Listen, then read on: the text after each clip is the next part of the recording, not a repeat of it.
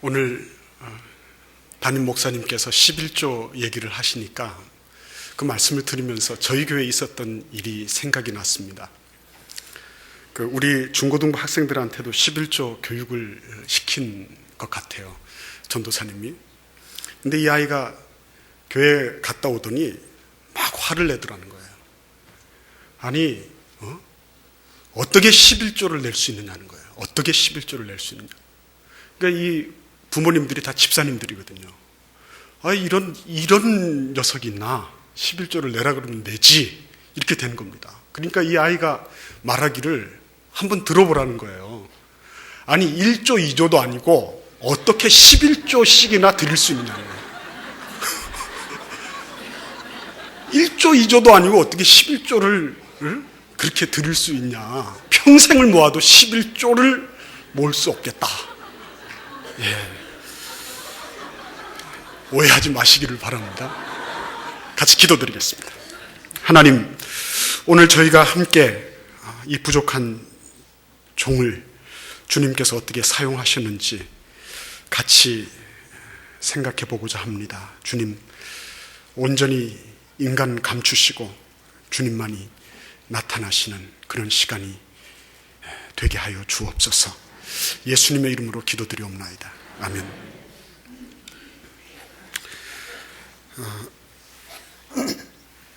방금 장로님께서 말씀하신 것처럼 개인적인 간증을 한다는 것이 참 어려운 일입니다. 그리고 더군다나 여기 어르신들 산전, 수전, 공중전, 그 다음에 수중전, 요즘에는 우주전까지 다 겪으신 그런 어르신들 앞에서 일천한 제가 무슨 간증 이렇게 하면서 얘기하기에는 너무나도 참 조심스럽습니다. 그렇지만 청빙위원회에서 그렇게 하지 않으면 안 되겠다, 이렇게 저에게 말씀하셨기 때문에 간략하게 보고를 드리고자 합니다. 저는 잘 모르지만 저는 1961년 10월 17일 날 태어났다고 저희 부모님이 그렇게 말씀하셨습니다. 저는 그걸 확인해 볼 길이 없습니다. 그렇지만 그렇다고 하기 때문에 그렇게 알고 있습니다.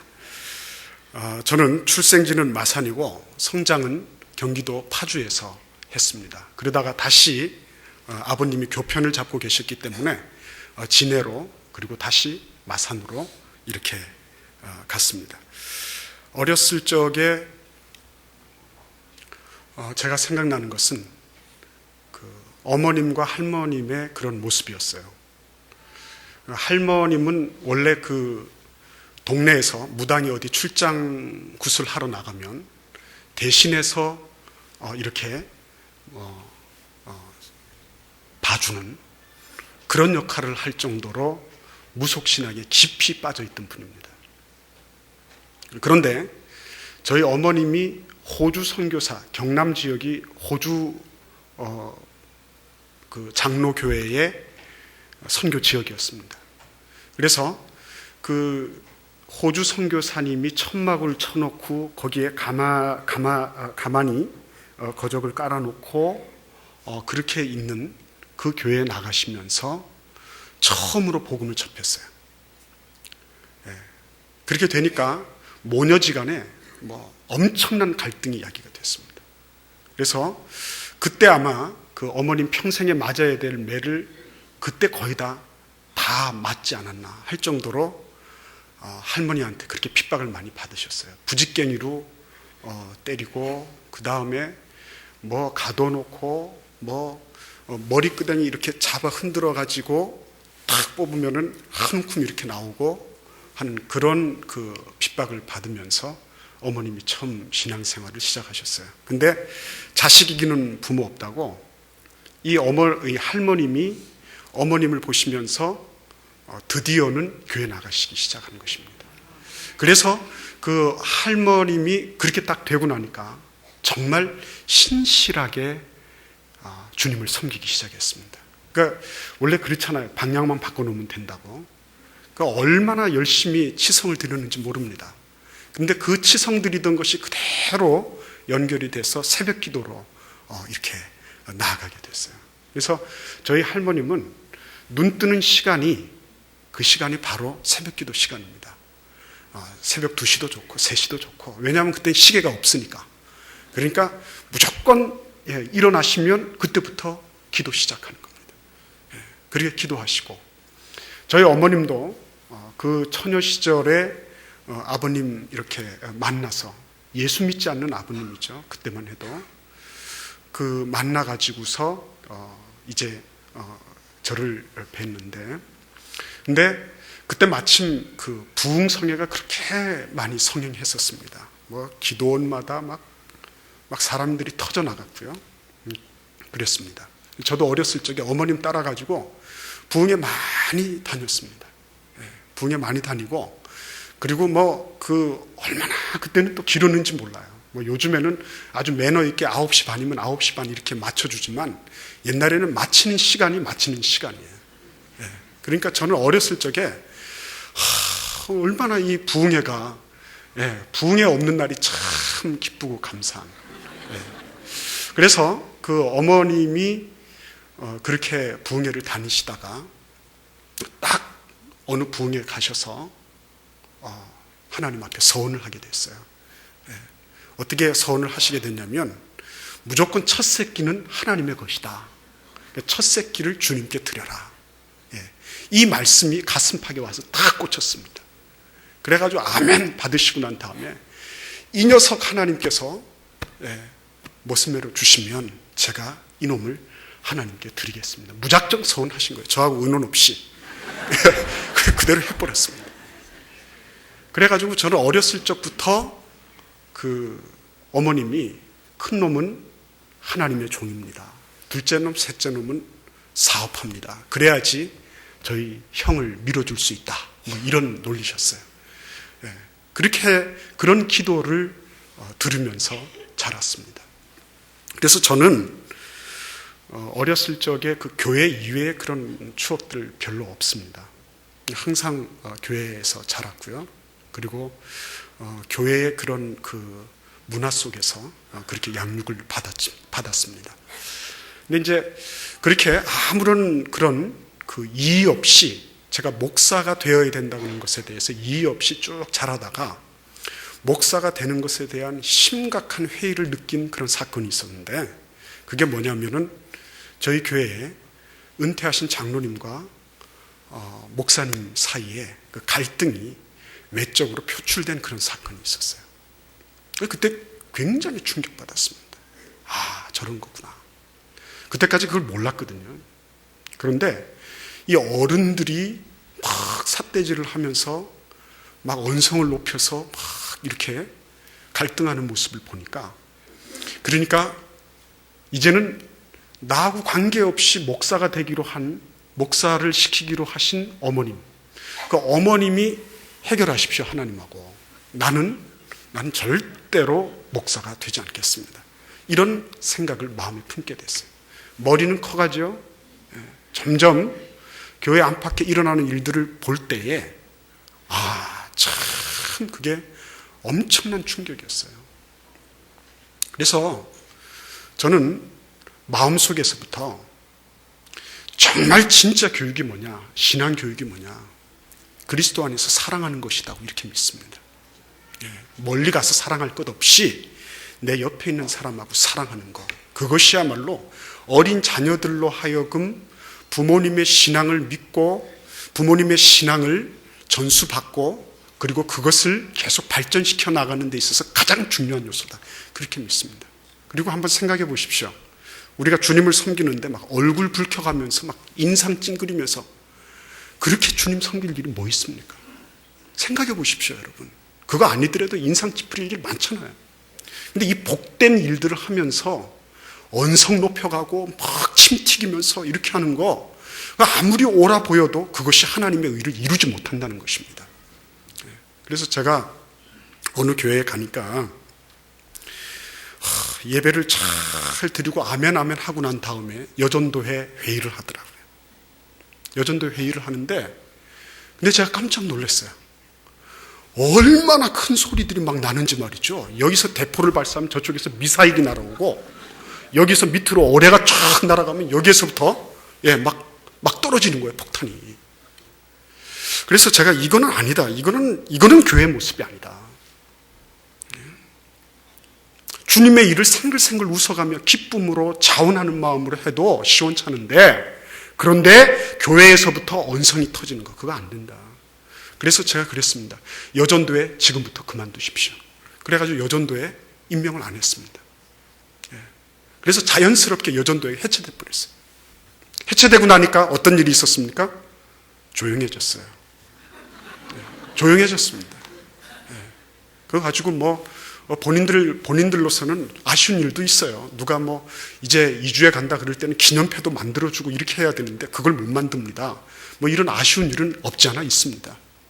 그렇지만 큰 소리 안 들리니까요, 너무너무 좋은 거예요. 그래서 교회 안에서 큰 소리 날 수 있는 일들은 몇 가지 유형들이 있다고 생각합니다. 근데 그 큰 소리 나는 일들을 보면서 제가 느끼는 것은 틀림없이 저것은 하나님 중심 아니다. 위로부터 난 지혜는 첫째 성결하고 둘째 양순하고 거룩해야 되는 것인데, 그런데 저거는 성결한 것도 아니고 양순한 것도 아니다. 인간끼리 인간을 바라보기 때문에 그런 것이다. 그런 것은 아니다 말이죠. 하나님 바라보고 나면 원수도 사랑할 수 있게 되는 것인데, 그 능력 못 받은 것을 가지고 내 가슴을 쳐야 되는데, 그런데 남을 바라보면서 삿대질하는 것, 그건 잘못된 것이다. 저는 그러한 믿음과 그런 신조를 가지게 됐어요.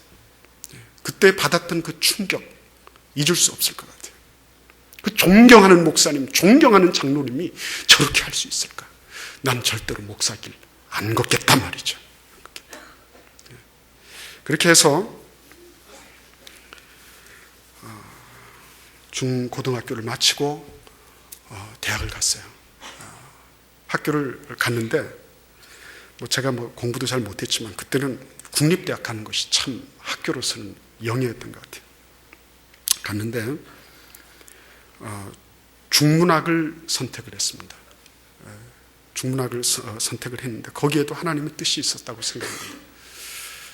그렇게 해서 공부를 쭉 해나가는데 어느 날 저희 그 고등학교 선배가 저를 보자고 그러더라고요. 왜 보자 그러냐 하고 봤더니 자기하고 성경 공부를 하자요. 제가 속으로 픽 하고 웃었습니다. 내가 이래봬도 내 나이 플러스 1만큼 내가 교회를 다닌 사람인데, 플러스 1이 뭔지 아시죠? 뱃속에서부터 다닌 거예요. 뱃속에서부터. 그런데 무슨 성경 공부를 하냐. 이래가지고서 제가 체면상 처음 한번 그곳에 나가줬었어요. 근데 알고 보니까 그곳이 대학생 선교단체더라고요. 얼마나 성경을 열심히 암송하고 열심히 공부하는지 저도 거기에서 성경 공부를 배우게 됐습니다. 성경 공부를 하면서 그러면서 그걸 갖다가 패러 처치 무브먼트라고 그랬죠. 패러 처치 무브먼트.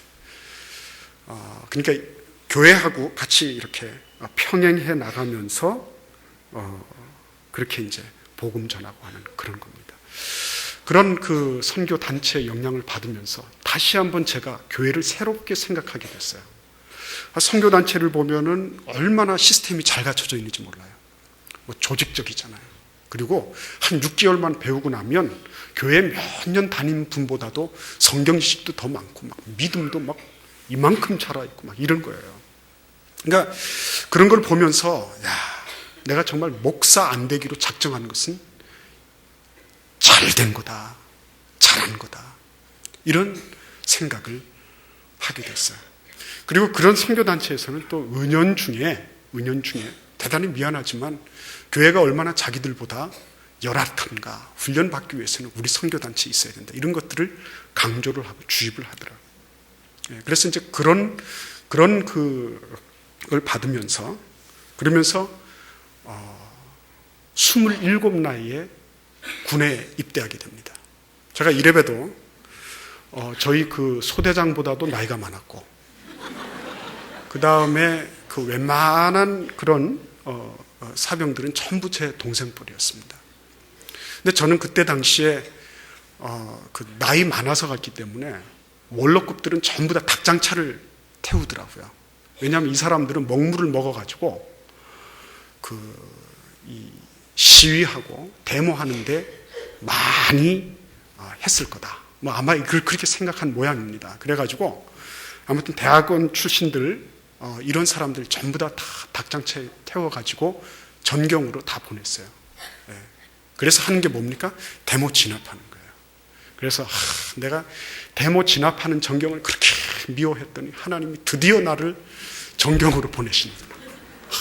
속으로 그렇게 생각하면서 닭장차를 탔는데, 근데 거기에서 참 놀라운 일이 발생했어요. 제가 이래봬도 오다리에다가 오다리에다가 막 키도 이만하면 준수하잖아요. 거기에 딱 가니까 키 1m 80 이상, 그 다음에 딱 서면은 모델처럼 쫙 이게 11자 이게 딱 돼야 되는 거예요. 근데 제가 차가 타가지고 딱 하니까 딱 이렇게 되는 거예요. 딱. 그러니까 상관이 딱 보면서 그러더라고요. 야, 네 가랭이 사이로 보이는 땅만 사도 재벌 되겠다. 그 딱 11자로 되는 경비대에 제가 들어가게 됐습니다. 들어가서 하는 일이 뭐냐면 기름 끊어주고, 그 다음에 이제 뭐 여러 가지 경찰 직원들이 뭐 이렇게 해주면 한자 써주고 이렇게 하는 일이었어요. 그곳에서 훈련을 많이 받았습니다.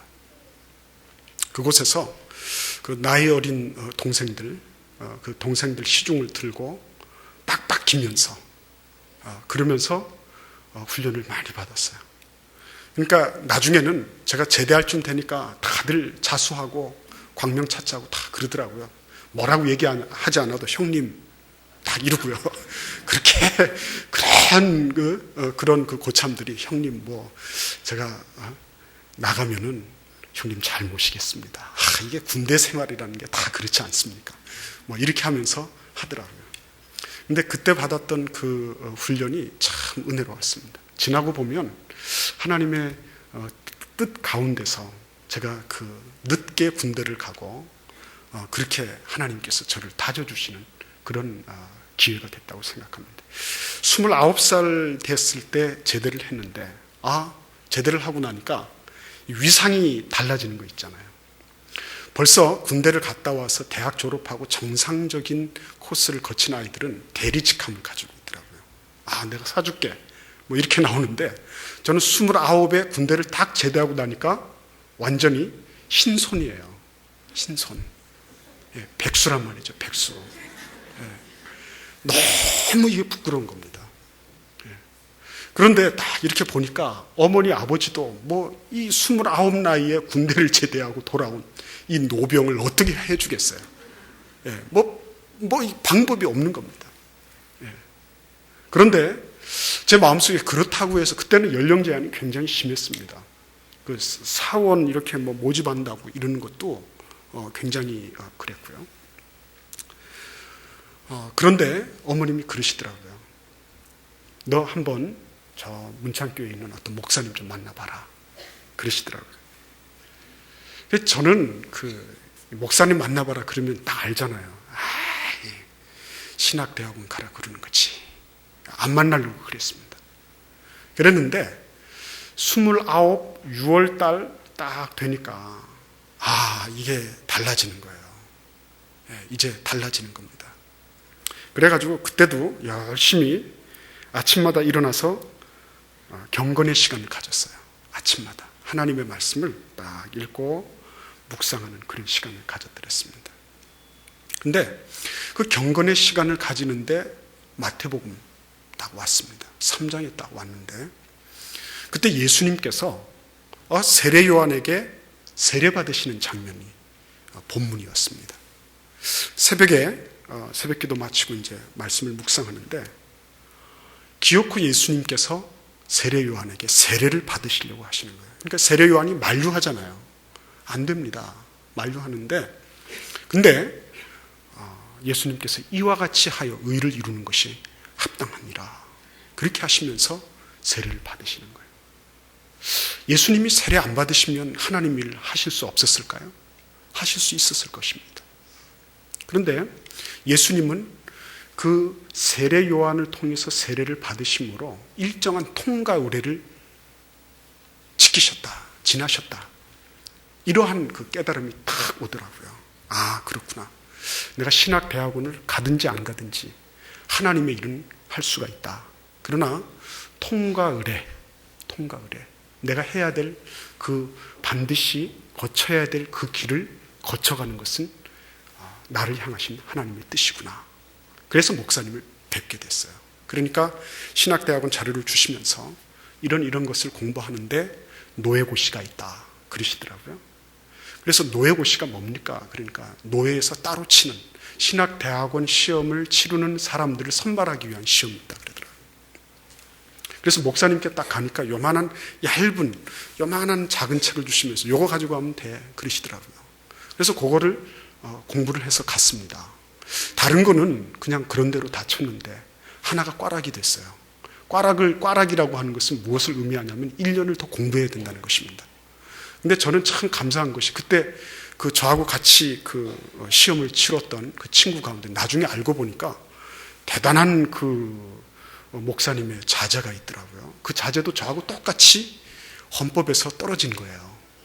그래가지고 하나님께서 어떻게 이제 그때 사정이 났냐면은 이 두 학생이야말로 마땅히 1년을 더 공부해야 하지만 그러나 신학대학원 시험을 쳐가지고 합격을 하면 우리 노예 시험도 합격한 것으로 치고 불합격을 하면 1년 있다가 한 번 더 시험을 치르게 한다. 이렇게 해석을 해가지고 간신히 노예 고시를 통과하고 신대원 시험을 치르게 됐습니다. 근데 신학대학원 시험을 치르려고 하는데 노예 고시가 그때 10월 초에 있었거든요. 신대원 시험이 12월이잖아요. 근데 그 신대원 시험 12월 달을 어떻게 합니까? 근데 참 하나님께서 저에게 은혜를 주신 게 뭐냐면 밖에 나갈 수가 없잖아요. 돈이 있습니까?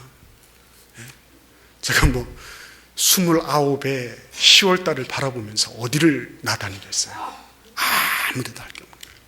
그러니까 오직 성경, 오직 신대원 시험.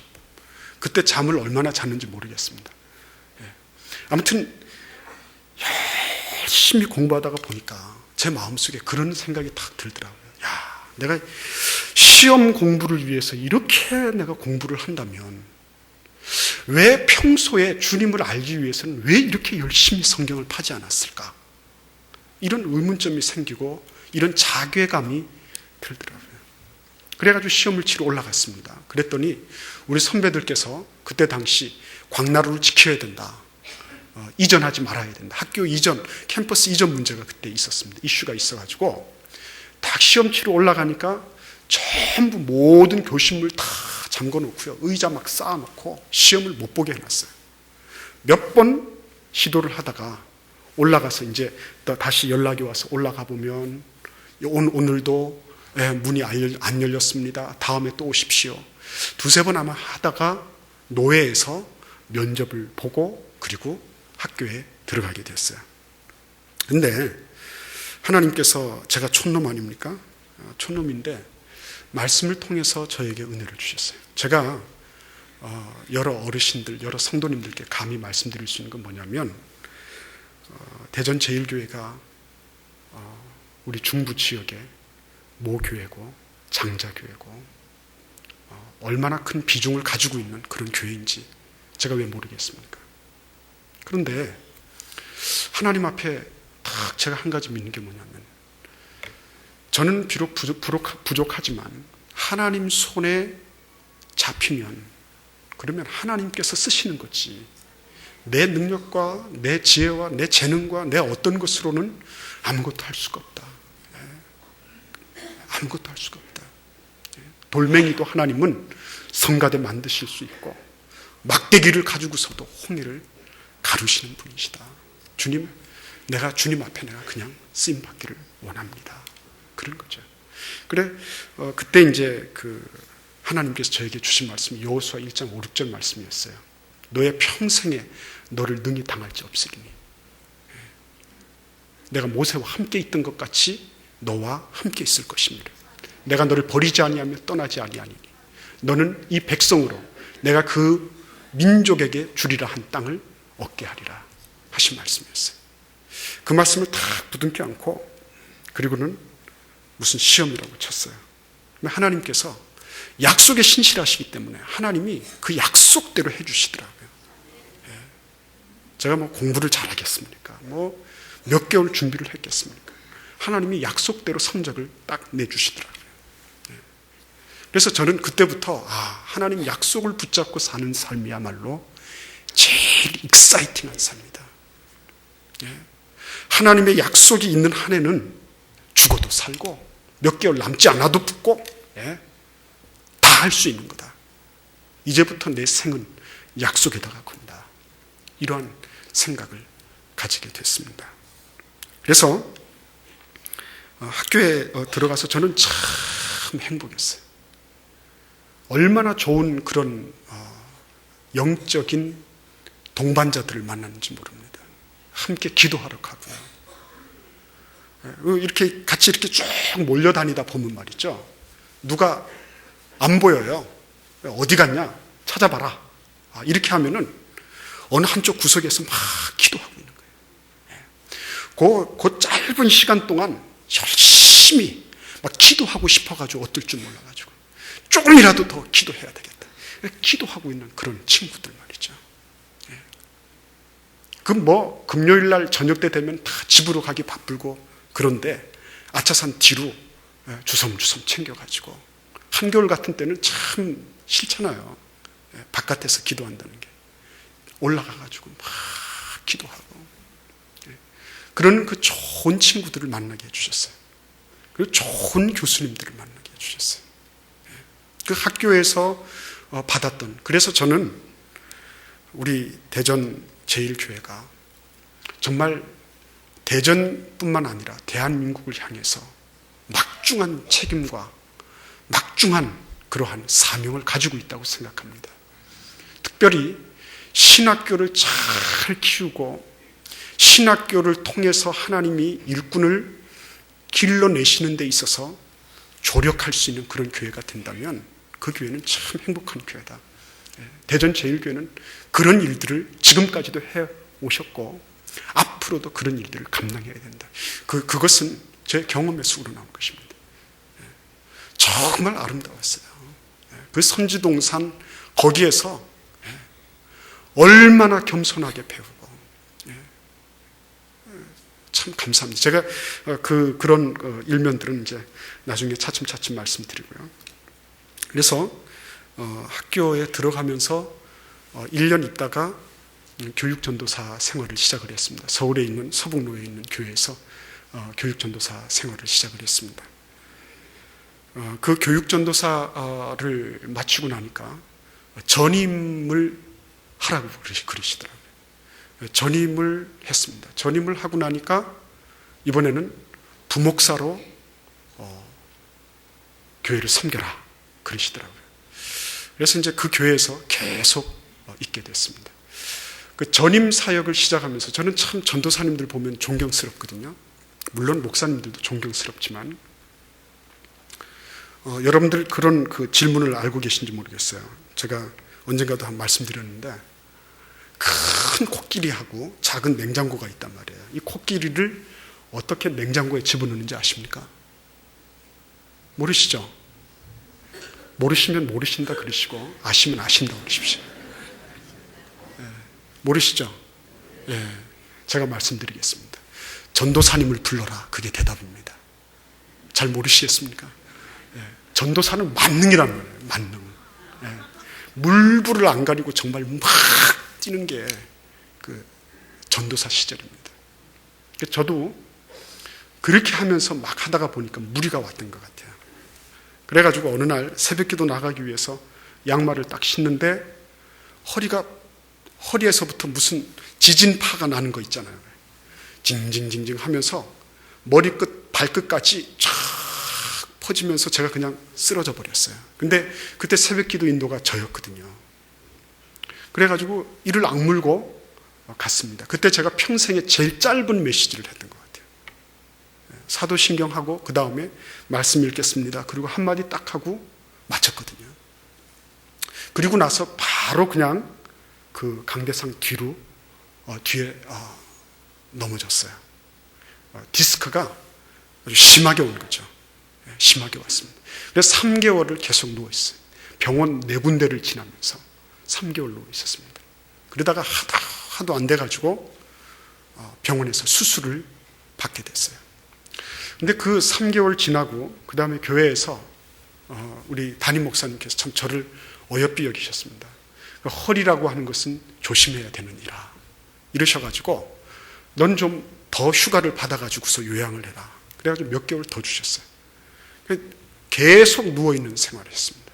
누워있으면서 그때 하나님께서 참 저를 긍휼히 여겨주시고 훈련시켜 주셨어요. 특별히 병원에 누워있을 때 다 멀쩡하잖아요.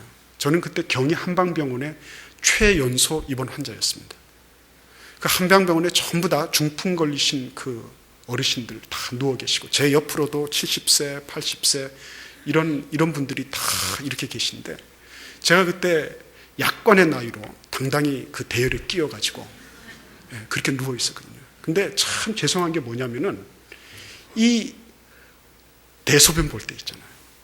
저는 그거를 참 미안하고 죄송하더라고요. 멀쩡한 사람이 정신 다 가지고 있는 사람이 말이죠.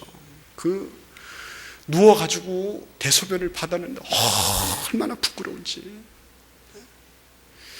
그래서 그때는 말이죠. 이 지구상에 이 땅을 밟고 서 있는 분들을 보면 전부 부러웠어요. 심지어는 이 뇌졸중 때문에 중풍 때문에 지팡이 겨우 짚고 나들이 나가시는 옆에 병상의 할머니가 부러웠었습니다. 제가 그 두 다리로 섰을 때 수술을 마치고 두 다리로 섰을 때 그 다리가 마치 그 고무 풍선 있잖아요. 고무 풍선에 물 넣어놓은 것처럼 그랬습니다. 가죽에다가 물 담궈 놓은 것처럼. 그래가지고 덜덜덜덜 떨면서 그러면서 한 발자국 한 발자국 내딛는데 이거는 마치 암스트롱이 달 착륙한 것, 이건 저리 가랍니다. 얼마나 감격스러운지. 그래가지고 조금 걷다가 보니까 몸살 났더라고요. 사흘을 다시 들어왔어요. 그런데 그런 일들을 겪으면서 참 제가 인생이 허약하고 연약한 것이구나. 그런 거를 알게 됐어요. 인생 자랑할 게 아무것도 없구나. 내가 지금 건강하다고 해서 건강한 게 아니구나. 그런 걸 배우게 됐어요. 그래가지고 이렇게 지나가는데 저는 그 교회 생활이 너무 행복했거든요. 뭐 우리 교역자실에도 참 좋았고요. 담임 목사님 참 사랑해 주시고요. 성도들 사랑해 주시고요. 너무너무 좋았습니다. 그래가지고 쭉 지나다 보니까 어느 날 신호가 오기 시작했습니다. 뭐냐면 매너리즘에 빠져 있는 게 아니냐, 제가 타성에 젖어 있는 게 아니냐. 다 좋은데 한쪽 구석에서부터 그런 메시지가 들려오는 거예요. 그런 신호가 껌뻑거리기 시작했습니다. 그래서 기도를 하다가 저희 집사람하고 이제 얘기를 했죠. 난 너무 타성에 젖은 것 같다. 교회가 이제 다 보이니까요. 척하면 척이고 뭐 다 되는 거예요. 교역자들끼리도 뭐 손발이 잘 맞으니까. 그런데 저는 이거는 아닌데. 그때가 제가 37이었습니다. 그래서 마침 기독 공부에 나 있는 그 타이난 신학교 그 입학하는 거 거기에다 응모를 했더니 그 교수님께서 저보고 그러시는 거예요. 거기에 뭐 때문에 가냐? 바로 선교지로 나가지. 이렇게 되신 겁니다. 그래가지고 제가 선교지로 나아가게 되는 그런 길이 열리게 됐어요. 근데 그때도 참 하나님께서 저에게 그런 그 말씀을 주셨어요. 이사야 49장 6절 말씀 있죠.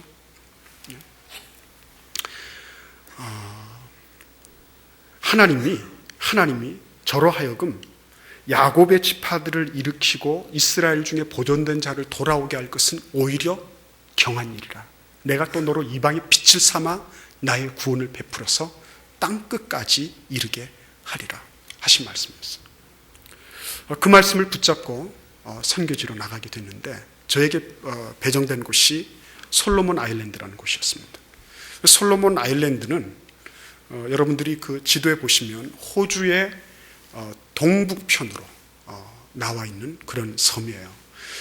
솔로몬 군도 여러분 들어보셨는지 모르겠습니다. 2차 대전 때 그 일본 함대하고 미군이 대대적인 그런 충돌을 벌여가지고 거기 무수한 군함들이 수장된 그런 곳이 솔로몬 군도입니다. 근데 이제 그곳이 저의 선교지로 배정이 됐어요. 그래가지고 그곳에서 약 한 달 정도 제가 서베이를 하게 됐습니다. 서베이를 하고 보니까 거기는 기독교화는 벌써 90% 이상인데 소위 말하는 그 기독교의 사막화가 진행되고 있었어요. 그러니까 뭐 주일날 되면은 계속 FM에서 전부 다 설교 방송 나오고 예배 실황 중계되고 막 다 그러는 겁니다. 그런데도 불구하고 에이즈, 뭐 성병, 뭐 이런 거는 만연하고요. 그러니까 교회의 그런 어떤 그 역할들이 교회가 어떤 영적인 권위를 잃어버리고 그리고 점점 무력해가는 그런 곳이었습니다. 한국 선교사는 한 분도 계시지 않았어요. 그래가지고 저는 이제 그곳에 의욕을 품고 제가 그곳에 가면은 한국인 1호 선교사가 되는 거예요.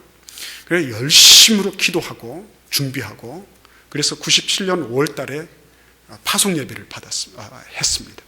파송 예배를 드렸는데 근데 5월 말이면 나오기로 되어 있는 비자가 나오지를 않았습니다. 3개월 동안 붕 떠 있었어요. 너무너무 답답했습니다. 정말 처음에는 이제 뭐 여러 가지 것들을 가지고서 막 기도도 하고 이렇게 했는데 나중에는 정말 기도도 나오지 않더라고요. 기도도 나오지 않고 답답해서 금식하고 기도하고 뭐 이렇게 했습니다.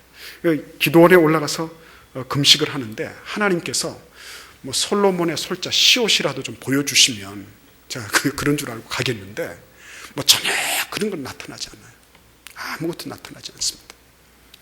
그런데 저희 동기 가운데 어떤 전도사가 그때 목사였죠. 목사가 저한테 그러더라고요. 한번 연락을 해서 인도네시아의 제2의 도시라고 하는데 수라바야라고 하는 곳에 한번 알아봐라. 그곳에 한인교회 자리가 난다 그러더라. 그렇게 저한테 알려왔어요. 저는 한인사역에 대한 그런 생각은 진짜 눈꼽만큼도 가지고 있지 않았거든요.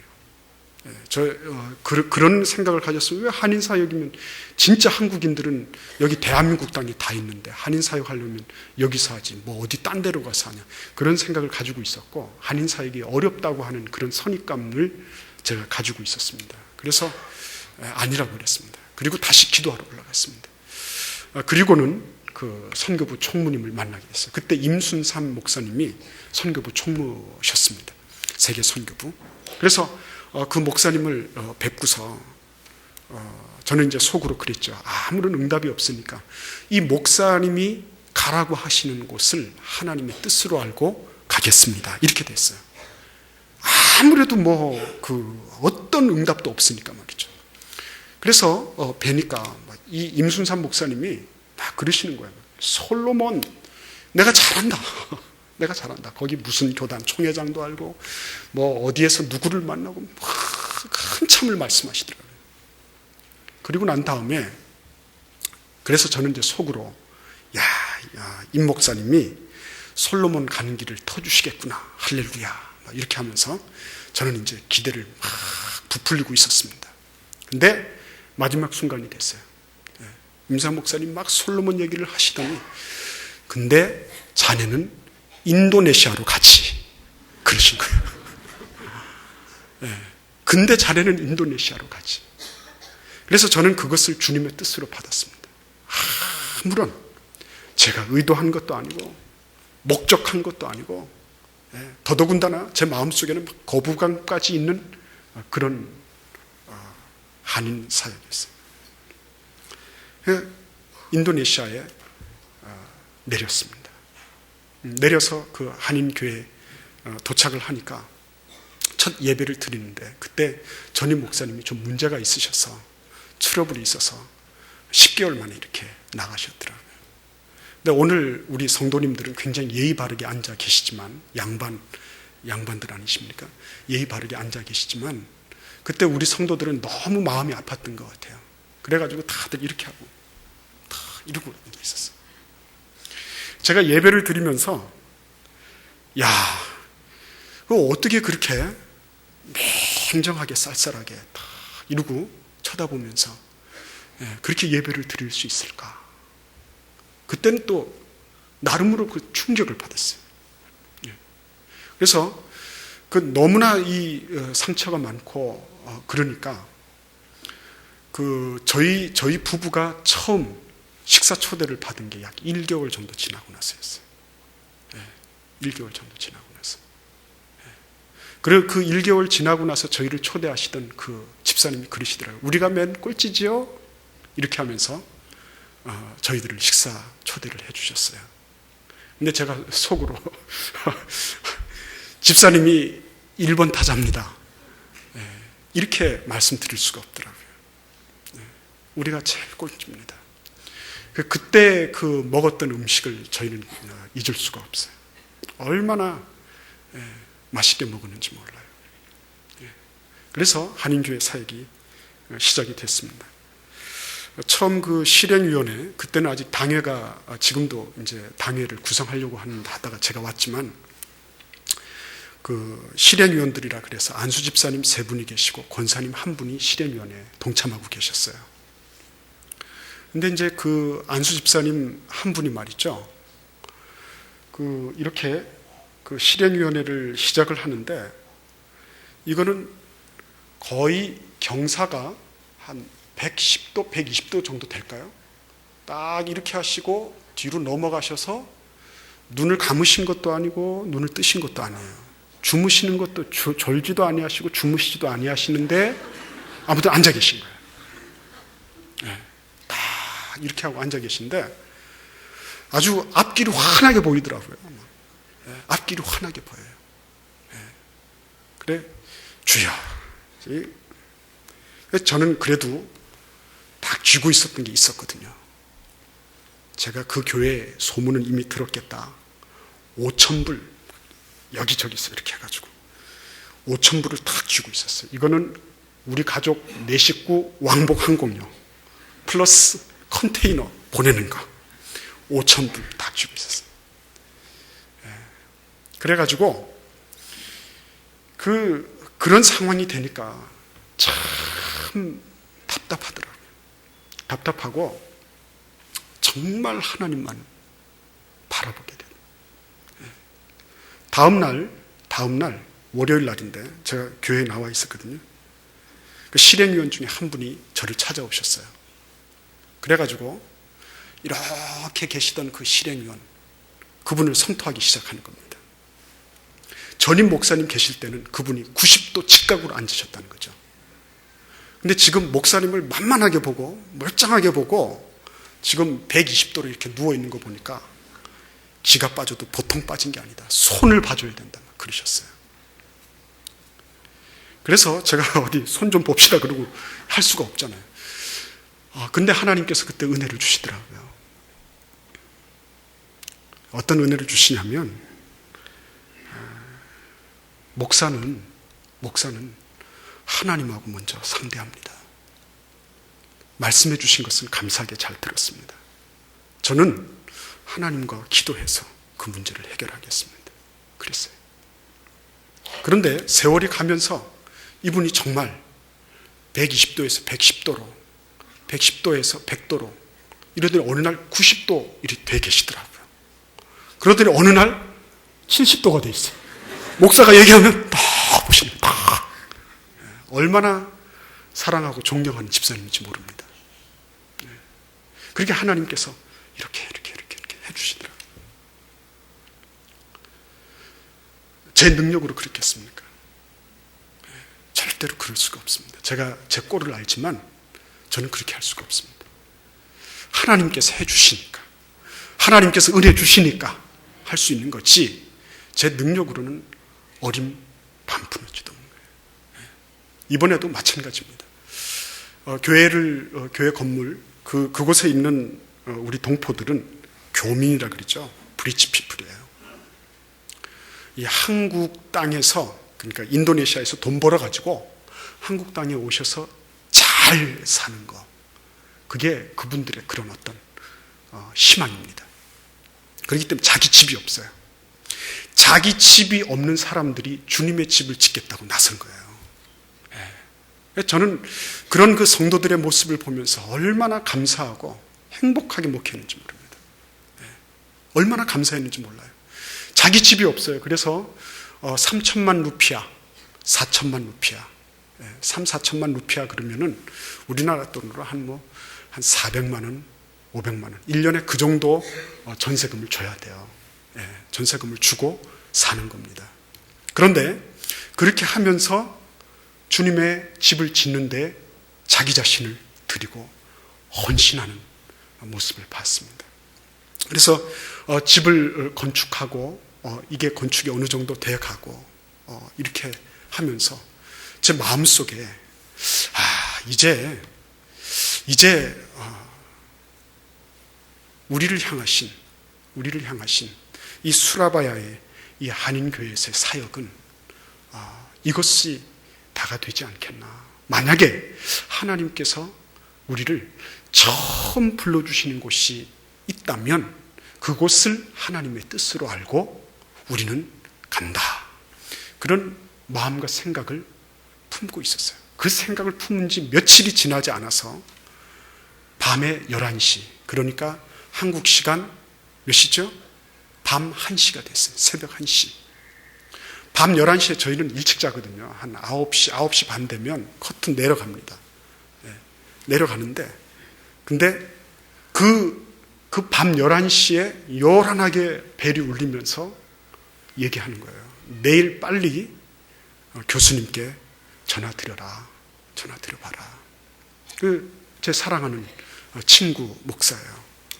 그분하고 저하고 무슨 살거운 그런 어떤 무슨 통화나 이런 게 있었던 게 아닙니다. 더군다나 그분이 저한테 전화해 오는 거는 그게 처음이자 마지막이었던 것 같아요. 근데 그 전화가 저한테 온 거예요. 그 전화를 은사께서 전화를 하라고 그러시니까 제가 전화를 드렸습니다. 드렸더니 대전 제일교회 얘기를 하시더라고요. 저는 그래서 너무 소스라치게 놀랐어요. 어떻게 이런 일이 있을 수 있을까? 제가 무슨 대전 제일교회를 위해서 제가 로비를 하고 나를 이렇게 해 주십시오. 그리고 누구를 찾아가고 전화를 하고 하나님께서 아시거든요.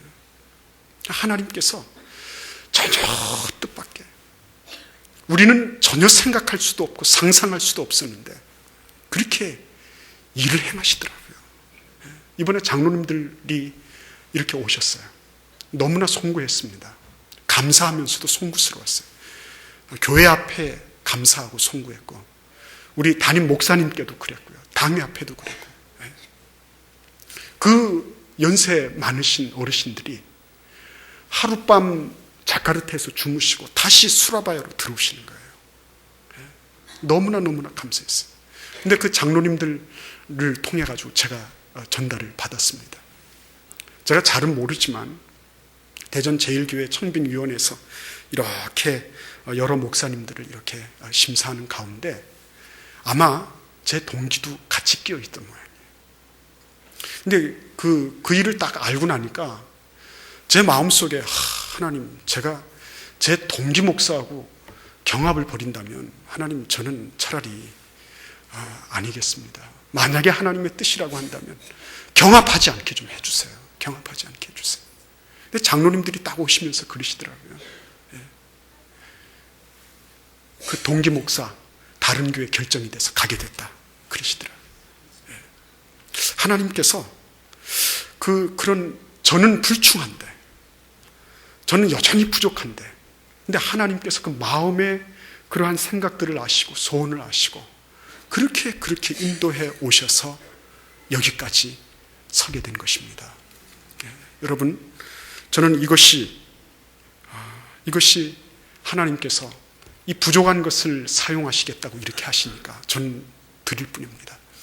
그리고 하나님께서 온전히 사용해 주시기를 바라고, 제가 지금도 목사 안수를 받을 때 그런 기도를 드렸습니다. 하나님, 이 세상에 참 훌륭한 목회자들 많이 계시고 목사님들 많이 계신데, 그런데 하나님, 저에게 이러한 놀라운 은혜를 주시는 것은 뭡니까? 단지 그냥 그 수많은 목사님들 가운데 플러스 1이라고 하는 그러한 숫자의 그런 어떤 첨가만으로 끝나지 않게 해주십시오. 정말 제대로 된 좀 목사가 되게 해주십시오. 하나님 앞에 그렇게 주님 앞에 기도드렸습니다. 그런데 세월이 지나갔는데도 불구하고 여전히 아직도 그런 기도를 제가 드리고 있습니다. 아직까지 덜 된 거죠. 그래서 우리 성도님들께서 저를, 제가 그만큼 부족하기 때문에 위에서 기도해 주시기를 바라고, 저의 부족함이 드러날 때마다 그래, 저 목사는 아직 좀 덜 된 목사다, 이렇게 널리 이해해 주시고 그렇게 해주시면 너무너무 감사하겠습니다. 여러분, 이제 시간이 많이 흘렀어요. 오늘 말씀을 보면 예수님의 유훈의 말씀입니다. 너희는 가라 그랬습니다. 가라. 가서 제자를 삼아라. 이렇게 말씀하십니다. 가서 제자를 삼아라고 하는 말씀은, 가서 너희들이 할 수 있는 최고의 헌신도를 가지고 있는 헌신자를 만들어내라 하는 말씀과 같은 말씀입니다. 우리 대전 제일교회는 우리 담임 목사님, 박 목사님, 그 앞에 김만지 목사님, 그 앞에 이대 초대 목사님 통해서 아름다운 전통을 이어왔습니다. 이제 하나님께서 저를 허락을 해주셔서 이제 부임하게 된다면 진실로 정말 예수 믿는 것이 행복하고 즐거운 교회, 예수 믿어가지고 예수님 한 분만으로 만족하는 거 있잖아요. 딴 거 없어도 괜찮아요. 좀 이런 거 좀 없어도 괜찮거든요. 그건 필수적인 것이 아닙니다. 예수님 한 분만으로 정말 만족하고 기쁘고 즐거운 그러한 공동체 이루어 가기를 바랍니다. 제가 그 일을 위해서 헌신하고요. 그리고 이 부족한 종의 가정을 위해서, 저희 집사람 역시 부족하기는 부창부수입니다. 저에 못지 않습니다. 그렇기 때문에 많은 기도가 필요합니다. 여러분, 앞으로 그 사이사이에 어떤 일이 있었는지 그런 일들은 이제 차츰 말씀드리기로 하고, 부족하지만 경청해 주신 것을 감사드립니다. 잠시 기도드리겠습니다.